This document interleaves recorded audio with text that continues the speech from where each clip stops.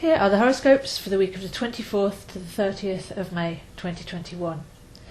We have three major themes all running at once this week. We have Saturn turning retrograde, Jupiter in Pisces, and the coming Mercury retrograde in Gemini as well, for which we're in the first awareness phase. So all these three weave and plait together this week, and we'll be working on many levels at once. So to begin with, Saturn turned retrograde on the 23rd of May at 1331 degrees Aquarius. So the first thing we see here is a mirror. Are we able to see the other side of the equation? Are we able to go in and see what we're projecting and what's returning to us as a result? So Saturn can have an aspect of reward and punishment. And in Aquarius, I feel this is going to be teaching us until mid-October what we're putting out vibrationally is what will return to us. So again, starting from the inside out, what's going on the inside? What vibration are you on? What are you actually sending out, whether you realise it or not? And you can see that then by what's coming back to you and if there's any adjustments that need to be made. So this is a long retrograde all the way through to October. Saturn in Aquarius, authentic responsibility for your transmission and being able to make those adjustments accordingly. Saturn on one level rules Virgo in as much as it's the side of the harvest. So here we can see what we sow is what we reap. It's the kind of feeling behind this retrograde. So go slowly because this will be daily lessons, daily revelations, insights, and with Aquarius enabling us to raise up our consciousness to be able to see the bigger picture. Saturn can also be hard work, so we can have a look at where we're making our lives more difficult than they need to be. And this can be fundamental beliefs, maybe given to us from external structures when we're not sovereign to ourselves. So an example of that could be that I have to work hard, or doing more equals more. So we've got a chance here to simplify that. Saturn likes to strip back to the basics. So we can make the adjustments mentally and physically. Have a look at where you're putting your energy, what you're working towards. Is it difficult? Are you being blocked? And is there a way to make that simpler, more organic and more abundant? Saturn in Aquarius is also a very wintry aspect.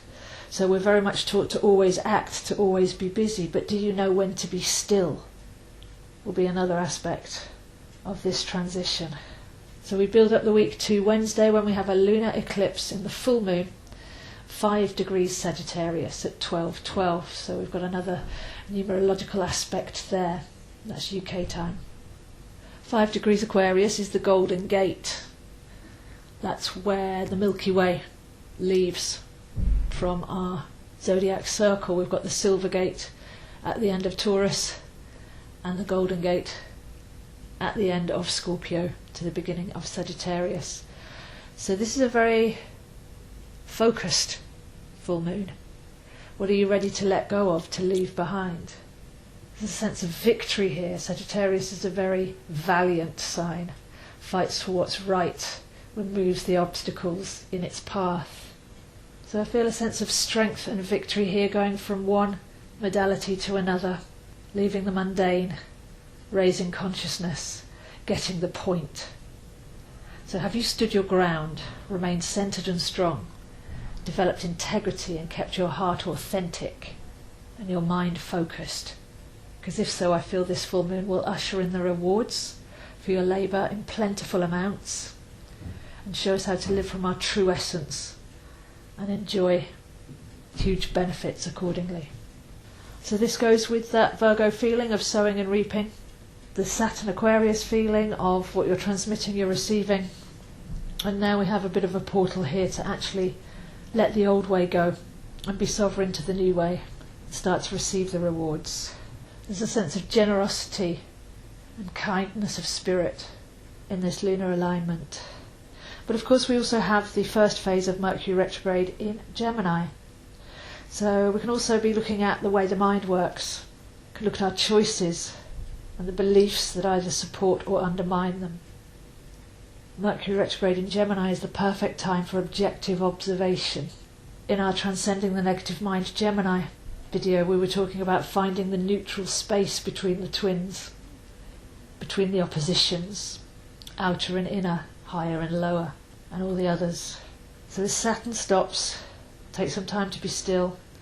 So we're in the awareness phase of Mercury retrograde in Gemini.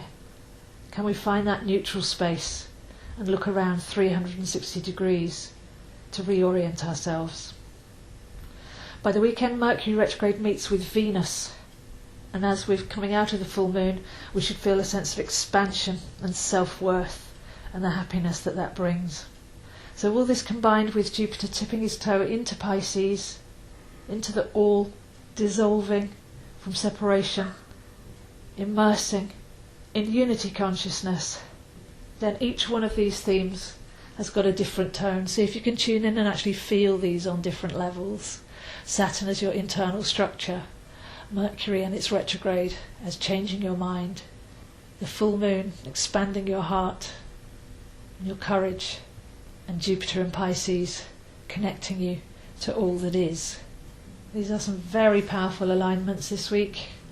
They'll be happening differently for each one of us according to where we've been, but they'll certainly be aligning us to where we're going to, making sure that we're on target. Because we also have the North Node up there in Gemini, being our north and guiding star. So if you'd like to see where this is happening for you, please do contact me, zoehind7@gmail.com, for a free call consultation on what you'd like. You can do readings, teaching, coaching, tarot, numerology, astrology, combine them all in something according to your requirements, and meet online to journey together. I post on Facebook at AstroZo, Instagram at zoehind7, and these videos and more are on my YouTube channel, Zoeastro.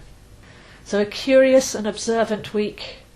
Keep everything in a state of flux, yet stay centred on what you fundamentally know and feel.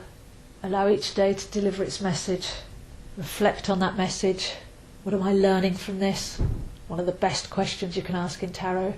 Taking the responsibility back to ourselves in a world that's always teaching us to seek and project outwards. So wishing you a wonderful week. Please do connect with your own chart. It's not that difficult to learn. Each planet is an archetype within you that you'll have met at least once. The zodiac signs are simply an agricultural calendar, collective consciousness at that time on Earth. We can observe it if we walk long enough and connect back to spiral time. So those are the horoscopes for this week, and I'll see you next week.